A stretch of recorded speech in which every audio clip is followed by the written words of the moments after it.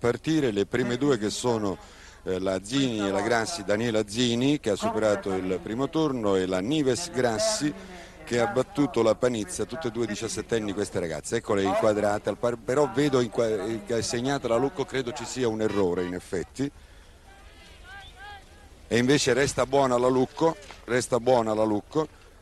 quindi c'è stata una prima segnalazione che non corrisponde alla realtà. Per quanto riguarda il regolamento di questa gara posso dirvi, e qui chiedo conforto a Cimino, se continueranno con il fatto, intanto ha vinto, avete visto la Zini, questa è arrivata per prima e dopo questa prima manche, se resterà, pensate ieri la temperatura massima 22 gradi, la minima 8 gradi, naturalmente tutto sopra lo zero, e ciononostante Pedrotti e Cotelli sono riusciti a creare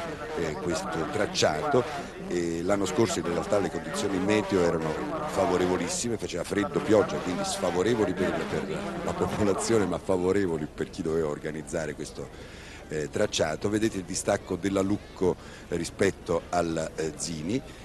eccole inquadrate, la Zini questa volta è sulla sinistra e sulla destra invece ecco inquadrata la giovanissima Cristina Lucco, uno dei talenti emergenti, una ragazza di San Sicario, sta disputando quest'anno le prime gare di Coppa del Mondo, ma seguiamo la discesa di questa seconda manche dei quarti, vediamo chi delle due passerà il turno. Daniela Zini, medaglia di bronzo ai campionati mondiali, è partita subito la giovanissima